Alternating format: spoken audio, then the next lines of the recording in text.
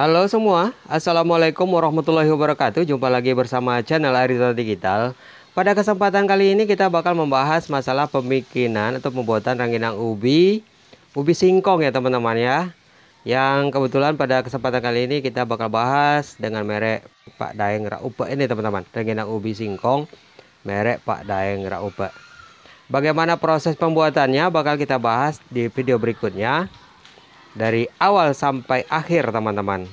Jadi ya udah ada beberapa baskom ya udah kering ya teman-teman ya, yang siap kita bungkus. Dan jangan lupa dibagikan video ini ya teman-teman ya ke media sosial teman-teman semua, agar teman-teman yang lain tahu beginilah cara proses pembuatan rengginang ubi singkong teman-teman. Oke, kita lanjutkan videonya, cara pembuatan rengginang ubi dari awal sampai akhir.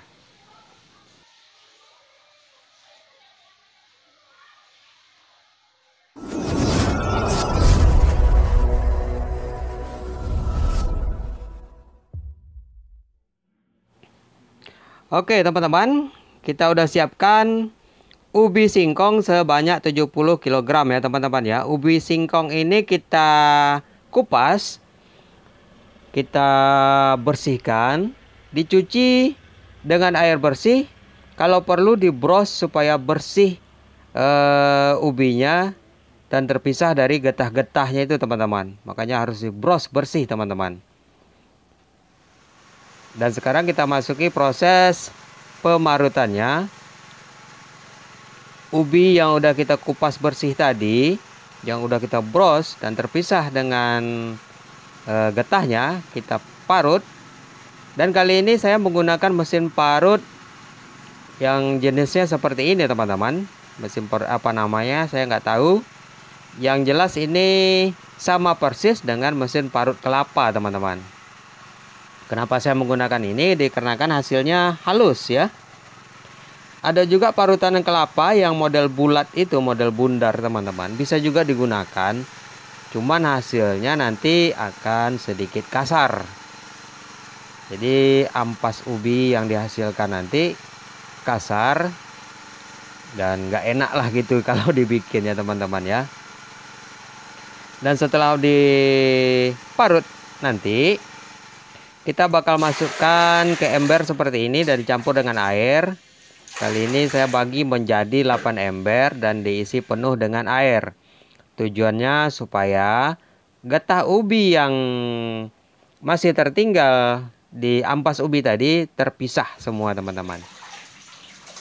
Dan selanjutnya kita tiriskan seperti ini teman-teman, supaya terpisah ampas, air dan juga kanjinya teman-teman ya. Yang di atas tinggal ampas, yang di tengah ada air, dan di bawah baskom nanti bakal mengendap lapisan kanjinya, tepung kanji teman-teman. Dan setelah kita tiriskan hasil tirisan tadi, ampas ubinya kita bungkus dengan kain seperti ini. Dibungkus yang rapi, yang padat.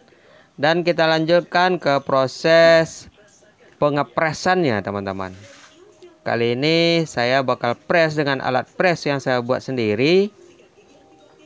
Seperti video ini menggunakan dongkrak mobil ya teman-teman ya. Dan juga berbahan dari kayu. Kerangkanya kayu. Dongkrak mobil 1 ton. Lebih baik lagi kita menggunakan kerangkanya itu dari besi teman-teman, biar awet. Cuman pada kesempatan kali ini saya hanya bisa membuat dari kayu ya. Nah ini dia proses pengepresannya teman-teman. Kenapa dipres? Supaya betul-betul terpisah air dengan ampas ubinya teman-teman. Nanti ampas ubinya bakal kering sempurna, bakal keras tanpa air lagi, dan akan terbentuk seperti balok-balok teman-teman.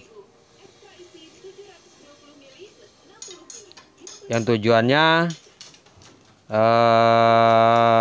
untuk memisahkan air dengan ampas ubinya itu. Airnya ini kan masih mengandung getah itu teman-teman. Getah ini akan membuat warna kuning dan juga rasanya juga akan sedikit pahit nanti teman-teman kalau nggak begitu bersih airnya. Kalau nggak begitu kering ya maksudnya. Jadi harus betul-betul kering. Airnya dibuang semua biar dia punya getah itu keluar semua, dan hasilnya itu tidak meninggalkan rasa pahit nanti teman-teman. Di situ intinya teman-teman ya. Kebanyakan orang sih nggak begitu bersih, makanya agak pahit. Setelah dipres hasilnya seperti ini, keras, balok ampas ubi. Nah, akan berbentuk balok seperti ini teman-teman. Ini keras seperti batu bata yang udah terpisah dari airnya itu, air yang mengandung getah tadi teman-teman. Semua yang udah kita tiriskan tadi kita press semua ya teman-teman ya. Jadi dia yang masih di dalam tahap penirisan ditiriskan seperti ini teman-teman. Dan baskom ini nanti di bawahnya bakal mengendap kanjinya. Baskom ini bakal kita diamkan dulu selama 3 jam teman-teman ya. Didiamkan 3 jam supaya benar-benar mengendap kanjinya di bawah. Dan air yang kuning ini dalam baskom ini nanti kita buang. Itu nggak dimanfaatkan lagi. Itu air getahnya itu teman-teman. Itu nggak dimanfaatkan lagi. Oke, setelah kita press semua hasilnya seperti ini. Menjadi 2 ember balok-balok ampas ubi. Nah, balok-balok ampas ubi nanti kita bakal hancurkan lagi teman-teman. Memang kerjanya bolak-balik ya. Kita hancurkan lagi ini menggunakan mesin parut lagi. Nah, ini dia setelah 3 jam air rendaman tadi, air yang hasil tirisan tadi, kita buang airnya.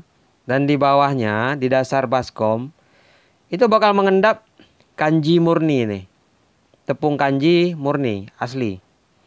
Jadi kita nggak perlu lagi membeli tepung kanji untuk ditambah-tambahkan gitu ya. Kita hanya memanfaatkan dari ubinya sendiri. Selanjutnya ini teman-teman, balok-balok yang udah kita press tadi, kita parut lagi supaya hasilnya menjadi tepung halus. Dan sekaligus di proses pemarutan kali ini kita bakal campur langsung dengan tepung kanjinya teman-teman. Dengan cara silih berganti ya. Pertama kita parut dulu ampas ubinya. Dan setelah itu baru kita parut juga tepung kanjinya. Tepung kanji yang kita ambil dari hasil endapan tadi teman-teman. Seperti ini. Sekarang lagi pemarutan ampas ubinya. Dan langsung setelah itu kita parut juga tepung kanjinya. Tujuannya supaya tercampur rata. Nanti waktu proses membumbuinya nggak begitu berat lagi ya prosesnya. Kan udah tercampur rata sekarang tepung dan juga ampasnya. Tepung kanji dan ampasnya. Begitu teman-teman. Nah, seperti ini hasilnya teman-teman. Seperti tepung halus dan betul-betul kering, terbebas dari getah-getah ubi tadi yang bakal menghasilkan rasa pahit teman-teman. Dan juga warnanya putih bersih. Seperti ini teman-teman. Proses pemarutannya. Ini parutan yang kedua ya. Ampas ubinya sekarang kita parut dan juga dicampur dengan tepung kanjinya langsung. Sekali lagi saya tekankan, tepung kanji tidak dibeli dari luar ya. Tepung kanji yang berasal dari ubinya aja. Nggak ditambah-tambah lagi tepung kanji dari luar. Kalau kita tambah tepung kanji yang kita beli di warung, hasilnya bakal nggak enak, rasa ubinya bakal hilang. Nah, ini dia hasilnya menjadi 2 baskom tepung. Di dalam baskom ini nanti kita bakal membumbuinya teman-teman. Bumbunya hanya ada 3, garam, ajinomoto dan juga bawang putih. Hanya 3 itu aja. Di sini kita adon nanti, kita campur dengan tangan. Memang ini agak membutuhkan tenaga ya, membumbui dalam baskom ini teman-teman. Dan ini dia bawang putihnya kita jus dulu. Kita blender seperti jus bawang putih. Dan setelah ini kita bakal siramkan ke dalam baskom yang berisi ampas ubi tadi teman-teman. Masukin bawang putih, masukin garam, masukin Ajinomoto, diaduk pakai tangan seperti adonan donat, agak basah-basah gitu teman-teman. Ditambahin juga air putih sedikit biar dia agak basah, seperti adonan donat. Dan hasilnya seperti ini, dari 2 baskom tadi menjadi 1 baskom. Dipadatkan, dan juga saya udah sediakan merah-merahnya. Merah-merah ini ampas ubi saya campur dengan gincu merah. Gincu makanan teman-teman ya, jangan menggunakan gincu tekstil, tidak boleh. Nggak boleh ya. Nah, setelah itu ampas ubi kita bakal gosok ke jaring-jaring seperti ini teman-teman. Digosok ke jaring-jaring seperti ini. Tujuannya supaya menghasilkan butiran-butiran halus. Kalau nggak kita gosok seperti ini, nanti dia bakal berbongkah-bongkah ya. Berbongkah-bongkah, nanti nggak bisa dicetak. Nggak bisa dicetak. Kalau bongkahannya terlalu besar, nanti dia bakal keras digigit gitu loh. Kalau butirannya halus, nanti dia bakal mengembang sempurna. Dan setelah digoreng dia bakal renyah, empuk. Renyah, empuk atau gimana ya? Nah, seperti ini teman-teman ya. Kalau kita gosok sekali belum juga halus, gosok 2 kali. Hasilnya seperti ini teman. Gembur seperti ini, gembur kayak tanah gembur gitu. Nah, seperti ini teman-teman. Nah, sekarang siap kita cetak ya. Dan untuk proses pencetakannya saya menggunakan tatakan gelas itu teman-teman. Saya ambil bagian bawahnya, bagian tutupnya nggak dipakai. Nah, seperti ini. Kita gunakan penggaris, diambil, terus ditumpahin, terus diratain dengan penggaris. Jangan ditekan. Kalau kita tekan dia padat, nanti digoreng nggak ngembang. Kalau terlalu gembur, nanti dia cepat patah, pecah-pecah rengginang setelah dijemur teman-teman. Makanya di proses pencetakan ini cukup hati-hati juga. Seperti ini teman-teman ya. Proses pencetakan rengginang ubi kita. Dan setelah banyak, setelah cukup 1 kukusan, nanti kita kasih yang merah-merah tadi. Dan merah-merah ini fungsinya hanya untuk mempercantik tampilan aja, tidak mempengaruhi rasa teman-teman. Yang merah-merah itu nggak dibumbui juga nggak apa-apa. Dia tidak mempengaruhi rasa, hanya untuk mempercantik aja teman-teman. Kadang-kadang saya menggunakan warna merah, juga kadang-kadang saya menggunakan warna kuning. Yang penting gincunya itu gincu makanan. Jangan menggunakan gincu tekstil, tidak boleh. Oke, setelah banyak kita susun ke dalam keranjang kukusan ini teman-teman. Keranjang kukusan ini saya buat dari ember cat. Saya belah 2 dan dibolong-bolongin bagian bawahnya supaya uap kukusan bisa tembus. Oke, susun seperti ini selang-seling supaya uapnya itu nanti bisa merata mengenai semua bagian rengginang ubi kita. Disusun sampai penuh seperti ini teman-teman. Nah, ini dia udah penuh. Dan selanjutnya kita masukkan ke panci pengukusannya. Dan kita kukus selama 25 menit. Jangan lebih, jangan kurang. Kalau kurang dia kurang matang, nanti bakal putih-putih, ada putih-putihnya, dan dijemur cepat patah. Kalau dia terlalu lama kita kukus, air kukusan bakal menetes-netes dan menetes ke rengginang ubi kita. Hasilnya juga nggak bagus. Nah, setelah kita kukus, kita buka dari kukus tempat pencetakannya. Kita buka dari cetakan. Dan kita susun di atas papan triplek ini teman-teman. Siap untuk dijemur ya. Sebaiknya kita menggunakan bahan logam untuk penjemuran ini. Bisa seperti seng atau aluminium. Lebih baik menggunakan aluminium ya teman-teman ya. Biar cepat kering. Tapi gara-gara aluminium harganya mahal, saya menggunakan triplek aja. Kalau seng nanti takutnya dia bekarat teman-teman. Kalau udah bekarat kena makanan kan nggak bagus untuk kesehatan, nggak boleh ya. Ini makanan ini harus sehat. Tanpa bahan pengawet ini teman-teman. Seperti ini kita susun. Dan pagi ini udah jadi 2 triplek, 2 jemuran ya. Kita mulai ini dari jam 3 subuh. Tujuannya supaya pagi nanti dijemur langsung kena matahari. Dan untuk proses penjemurannya sendiri memakan waktu 2 hari ya. Dalam proses penjemuran ini, kalau dia udah setengah kering, rengginang, kita balikkan seperti ini teman-teman. Tujuannya supaya kering sempurna. Dan proses penjemuran, saya ulangi lagi, proses penjemurannya itu membutuhkan waktu sekitar 1,5 hari sampai 2 hari teman-teman ya. Supaya betul-betul kering sempurna. Kalau dia kering sempurna, rengginang kita bakal bisa awet sampai 3 bulan lebih teman-teman. Jadi dia nggak bakal berjamur sampai 3 bulan walaupun tanpa bahan pengawet. Intinya di sini ya, harus kering sempurna.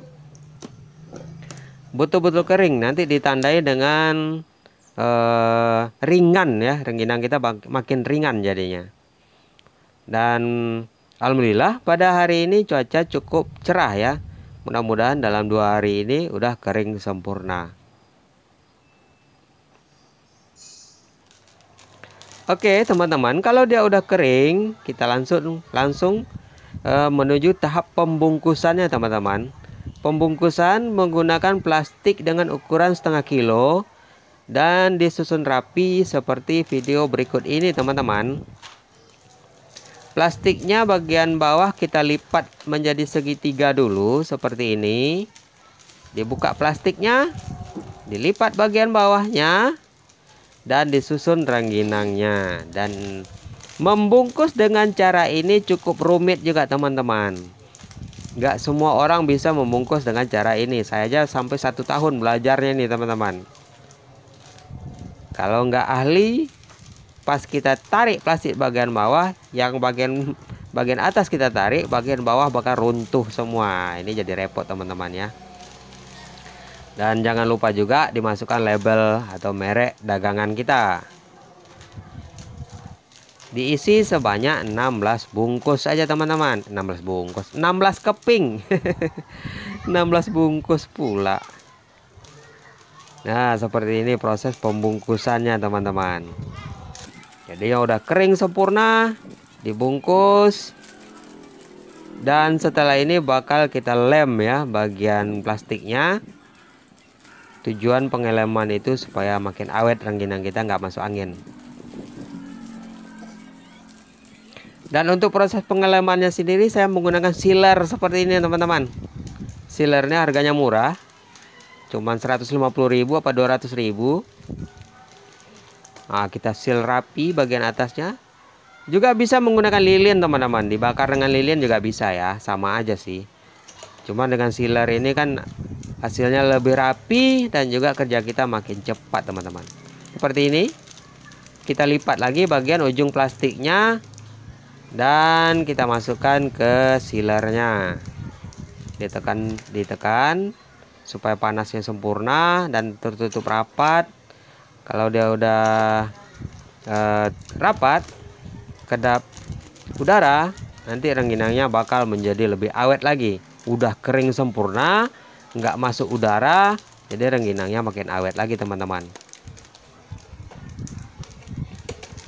Bisa tahan 3 bulan, walaupun tanpa bahan pengawet ya. Ini dijamin tanpa bahan pengawet. Dan untuk pemasaran rengginang ini, nomor WA-nya saya taruh di link di deskripsi video di bawah teman-teman ya. Bagi teman-teman yang pengen beli rengginang ini, diintip aja deskripsi video di bawah. Seperti ini hasilnya teman-teman yang udah kita bungkus dan siap untuk dipasarkan. Oke teman-teman ya, sampai di sini dulu video kita pada kesempatan kali ini. Mudah-mudahan video ini bermanfaat. Jangan lupa subscribe channel Arizon Digital. Dan akhir kata saya sudahi dengan assalamualaikum warahmatullahi wabarakatuh. Bye bye.